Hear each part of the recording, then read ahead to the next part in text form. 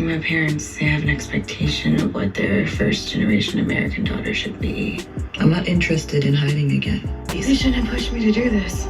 Pushed you. If you weren't so hell-bent on meeting my family, I wouldn't have had to go through this. Hulu's new series, Black Cake, is based on Charmaine Wilkerson's 2022 novel by the same name.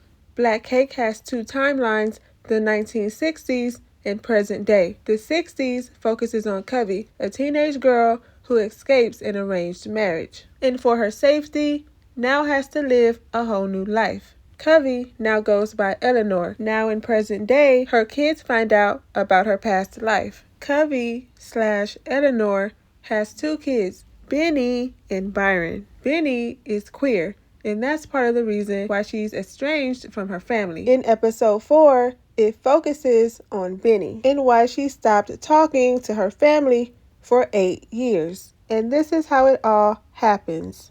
How could Ma have had Bunny in her life?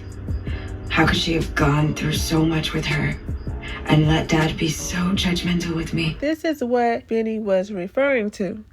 You, okay? I like you. You can't say that. Bunny, you know rumors can get people killed. Bunny, you're my best friend. And I will never change. Always. And I love you in my own way. But you can't ever say that again. Covey/Eleanor's best friend Bunny is queer and had a crush on her.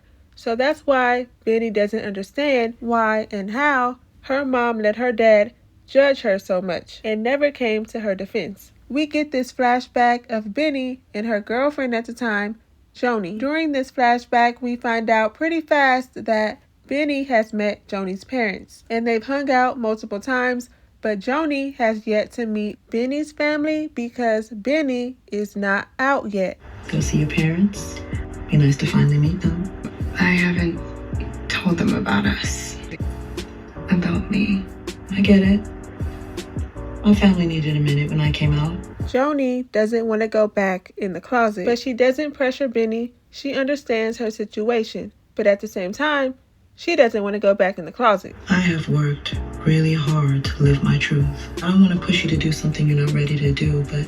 No, Joanie, I would never want you to think that. That is not what I'm doing. I know my parents would love to meet you. On Thanksgiving Day, Joanie finally meets Benny's family.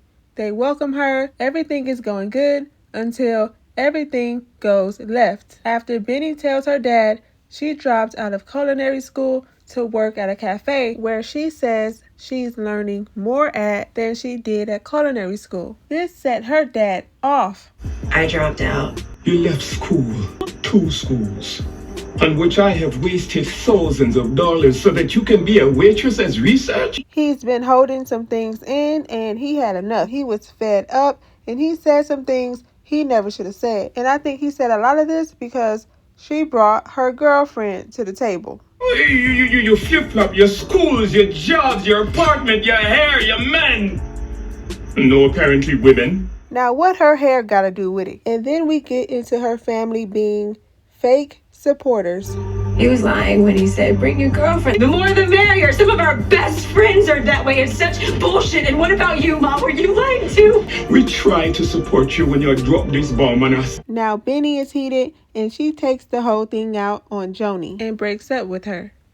Things will calm down. Just give it a few days. You shouldn't have pushed me to do this. Pushed you. If you weren't so hell-bent on meeting my family, I wouldn't have had to go through this. I didn't insist on anything. You know that. You know what, Joanie? I get enough shit from them. I don't need any more judgment. So let's just end this. And that was the last time Benny saw her family, and that was 8 years ago.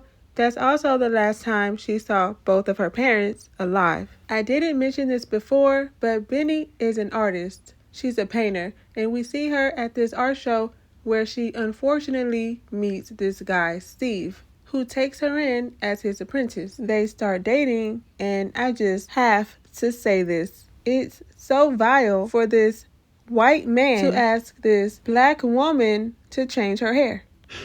Have you ever worn your hair any other way? Like how? More feminine. And why did she do it? Oh my God. The next time we see her, her locks are out. And while the both of them are out, they run into Joanie. and Steve is pissed. Wow, look at you. You cut off your locks. It was time for a change. You swore you were gonna let them grow to your toes. Well, I think she looks beautiful without them. I think she looks... Shut up! I think she looks stunning regardless of how she wears her hair. Period. They have small talk, and Joanie asked how is her family. She still hasn't spoken to them since Thanksgiving, and at this point, it's been 2 years now. And remember, this is still a flashback. It's been, what, 2 years since that Thanksgiving? Did they come around? I'm sure they're fine. This whole run-in is awkward thanks to Steve. The conversation ends with Joanie wishing her and her family good luck. It's good seeing you, Benny. You take care of yourself. And even though this conversation was short, you can tell there's still feelings there between the two, especially on Benny's end. Like I mentioned before, Steve was pissed and he goes off on her at home. He's mad at her for not introducing him to Joanie, telling her that she still has feelings for her, just saying all this random stuff, and he throws a plate at her. After a little while goes by, she takes him back after he comes to her house with this whack-ass apology and those thirsty-ass flowers. He promises not to ever do it again, but does something even worse. When she finds out her dad died, she tells him she's going home and she's going to the funeral. He tells her, "No, you're not. They don't deserve you. I'm your family. I pay for everything and you just take advantage of me." Are you saying that I shouldn't go to the funeral? I have to be there for my family. No, you don't. I can't get that time back with my dad, but maybe it's time that I fix things with them. He's just going off and he hits her. Not You're an opportunistic, selfish fuck!